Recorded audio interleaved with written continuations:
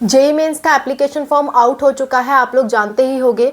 सो कौन सी चीज़ कब होने वाली है, जैसे कि फॉर्म कब आउट हुआ और कब से कब तक आप फिल कर सकते हो, कब से कब तक फॉर्म की फ़ीस भरने का टाइम है, ठीक है, एडमिट कार्ड कब आएगा, आपका एग्ज़ाम कब होगा और कब आपका रिजल्ट आएगा, सारी डेट्स आ चुकी हैं। ऑफिशियल डेट्स मैं आज के वीडियो में आपको बताने वाली हूँ और लाइव प्रूफ के साथ आपको दिखाऊंगी कि कौन सा नोटिफिकेशन है जिसमें ये सारी डेट्स लिखी हुई हैं। सो वहाँ से भी आप देख सकते हो। सो चलो जानते हैं सारी डेट्स के बारे में जेई मेंस के लिए। एंड ऑल्सो हम फीस का भी डिस्कशन करेंगे कि कौन सी कैटेगरी के लिए कितना फीस लगने वाला है, ठीक है। So let's start the video and discuss about it. Hello everyone, welcome to Spark Up Classes. This is Suman Yadav. JEE mains का फॉर्म आउट हो चुका है, ठीक है। जेई मेंस का फॉर्म आपका 28 अक्टूबर को आउट हुआ था और 22 नवंबर तक आप इस फॉर्म को भर सकते हो, यानी कि फॉर्म भरने की लास्ट डेट आपकी 22 नवंबर है, 22 नवंबर, ठीक है। और ये आप 9 बजे, रात के 9 बजे तक भर सकते हो। 9 बजे के बाद आप इसे फिल नहीं कर पाओगे। और फॉर्म की फ़ीस की अगर मैं बात करूँ तो फ़ीस आप फॉर्म भरने के तुरंत बाद से ही फ़ीस सबमिट कर सकते हो। और कब तक कर सकते हो? 22 नवंबर की रात 11:50 PM तक आप ये फॉर्म की फ़ीस भर सकते हो। फॉर्म की फ़ीस कितनी लगेगी?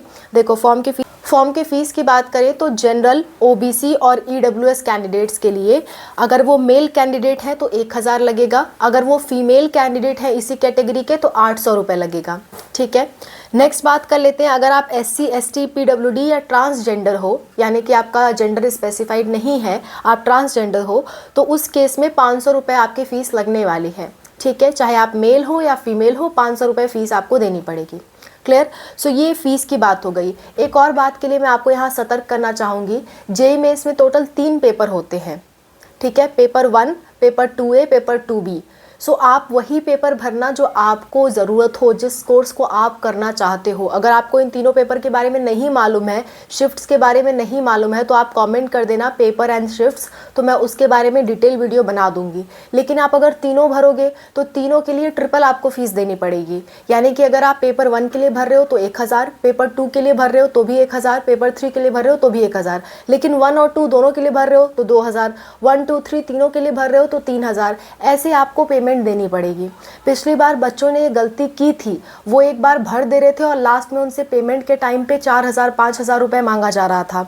तो वो सोच रहे थे ऐसा क्यों हो गया। तो ऐसा इसलिए हुआ क्योंकि हो सकता है आपने शिफ्ट 1 शिफ्ट 2 दोनों का आप भर रहे हो, तो अगेन डबल हो जाएगा आपका फ़ीस। जैसे एक एग्जाम्पल के तौर पे हम समझते हैं, 3 पेपर है तो तीनों का क्या हो गया, 3000 हो गया, ठीक है।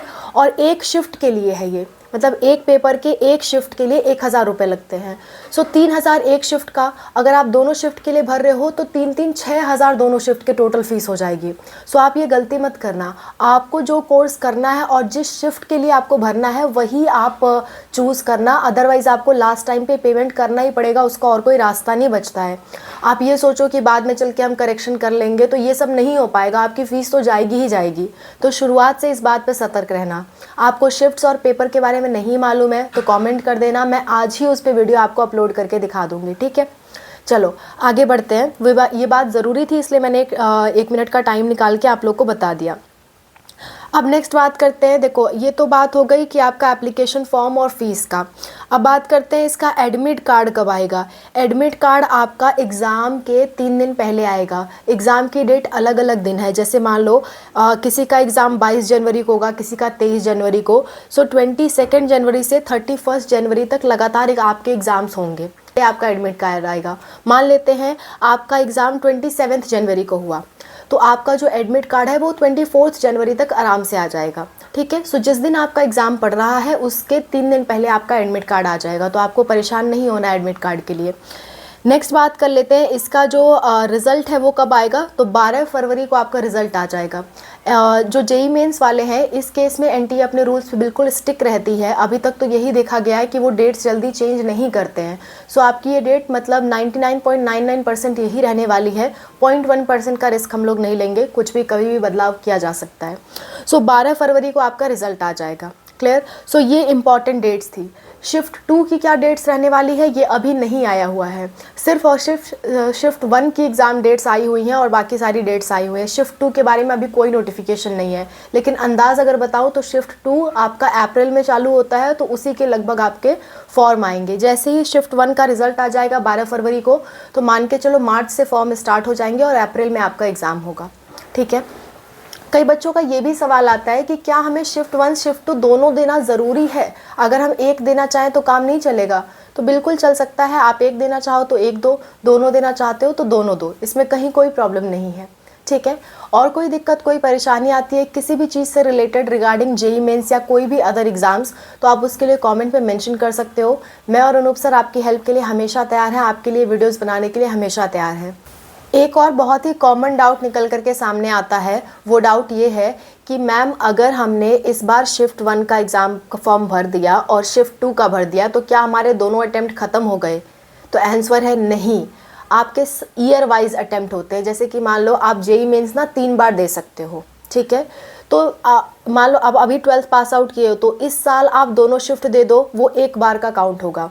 नेक्स्ट ईयर फिर से आप दोनों शिफ्ट दे सकते हो, उसके नेक्स्ट ईयर भी दोनों शिफ्ट दे सकते हो।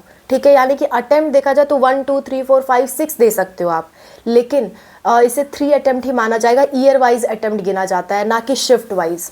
ठीक है। सो आप दोनों शिफ्ट का एग्ज़ाम भर रहे हो तो ऐसा नहीं है कि आपके दोनों अटेम्प्ट ख़त्म हो जाएंगे, नहीं, वो आपके एक अटेम्प्ट में ही काउंट होगा। और ऐसा कोई ज़रूरी नहीं है कि आप दोनों ही शिफ्ट दो, आप चाहो तो एक दे सकते हो, आप चाहो तो दोनों दे सकते हो। एक और सवाल बहुत कॉमनली पूछा जाता है कि क्या मैम अभी जो फॉर्म आया है उसी के दौरान हमें शिफ्ट 1 और शिफ्ट 2 दोनों भरना ज़रूरी है, क्या बाद में शिफ्ट 2 का फॉर्म नहीं आएगा? तो आंसर है बिल्कुल बाद में शिफ्ट 2 का फॉर्म आएगा। आप चाहो तो दोनों एक साथ भर दो, या फिर आप ये वाला एग्ज़ाम हो जाने दो, जब शिफ्ट 2 का दोबारा से फॉर्म आएगा तो आप दोबारा से भर सकते हो। जैसे कुछ बच्चे ये सोचते हैं पहला अटेम्प्ट हम दे रहे हैं, हो सकता है हमारा निकल ही जाए, हमें शिफ्ट 2 देने की ज़रूरत ही ना पड़े, तो हम अपने पैसे क्यों फंसाएं?